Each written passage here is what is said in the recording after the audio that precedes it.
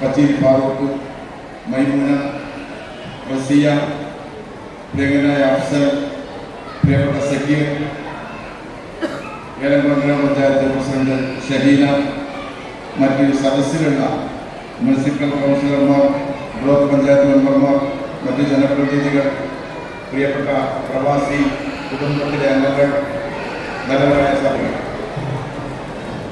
ഏറെ സന്തോഷമുള്ളൊരു ഒത്തുചേരലാണ് ഇവിടെ സംഘടിപ്പിക്കപ്പെട്ടിട്ടുള്ളത്. ആദ്യമായി ഇത്തരം ഒരു കുടുംബ സംഗമം സംഘടിപ്പിച്ച പെരിന്തൽമണ്ണ നിയോജക മണ്ഡലം ബ്ലോക്ക് KMCC ഭാരവാഹികളെ പ്രത്യേകമായിട്ട് അഭിനന്ദിക്കുകയാണ്. നമ്മുടെ സ്ഥാനാർത്ഥിയായിട്ടുള്ള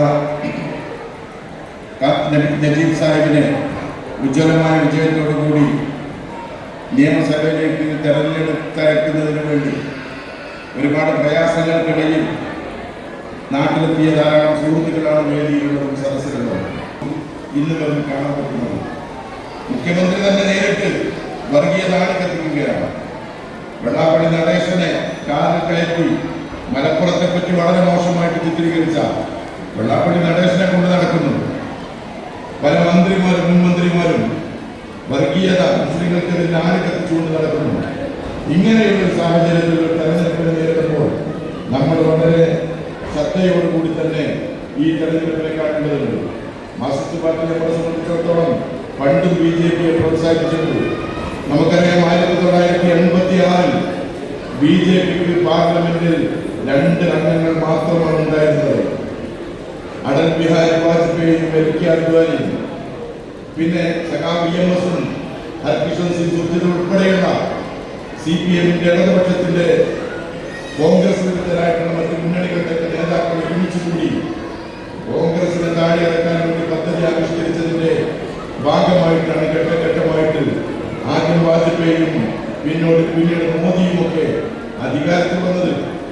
2014 ശേഷം 3ാം ടൈമായിട്ട് മോദിയാണ് രാജ്യം ഭരിക്കുന്നത്.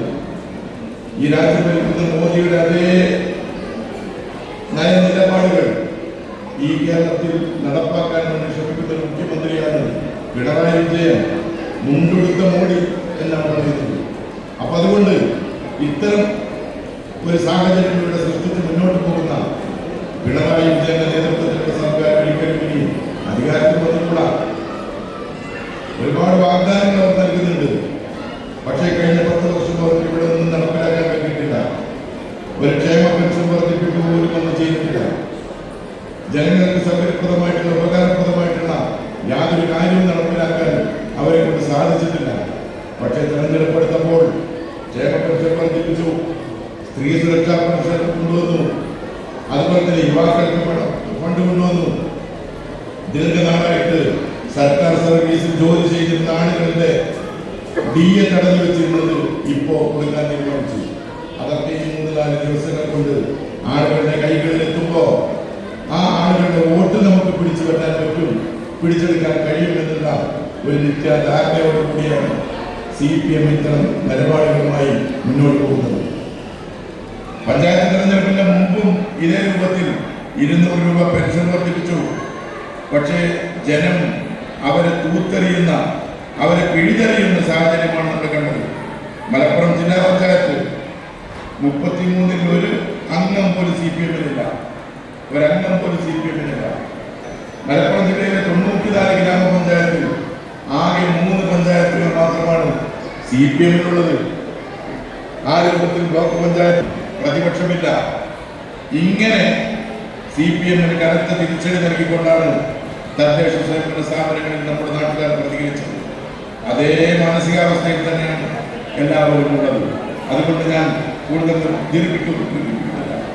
നിങ്ങളോട് പറയാനുള്ളത് ഈ വരുന്ന തെരഞ്ഞെടുപ്പ് വളരെ ഗൗരവമേറിയതാണ്. നിങ്ങളുടെയൊക്കെ വോട്ടുകൾ തീർച്ചയായിട്ടും നജീബ് സാഹിബ് തന്നെയായിരിക്കും. പക്ഷേ പോരാ, നമ്മുടെ ബന്ധങ്ങൾ, നമ്മുടെ സുഹൃത്ത് വലയങ്ങൾ, നമ്മുടെ കുടുംബങ്ങൾ, നമ്മുടെ അയൽവാസികൾ, ഇവരോടൊക്കെ നിങ്ങൾ പറയണം. നമ്മുടെ വീട്ടിൽ വന്ന് തെറ്റിദ്ധരിപ്പിക്കുന്ന CPMകാരുടെ സംസാരം നമ്മൾ വിശ്വസിക്കരുത് എന്ന് പറയണം. നമ്മുടെ സ്ഥാനാർത്ഥി വിജയിക്കേണ്ടതിന്റെ ആവശ്യകത കൃത്യമായിട്ട് ബന്ധപ്പെടുത്തിയിരിക്കണം. ഈ രൂപത്തിലൊക്കെയുള്ള പ്രവർത്തനങ്ങൾക്ക് ഇനിയുള്ള ദിവസങ്ങളിൽ ഒരു 4-5 ദിവസം മാത്രമാണ് നമ്മുടെ മുമ്പിലുള്ളത്. വ്യാഴാഴ്ച തെരഞ്ഞെടുപ്പ് നടക്കുകയാണ്.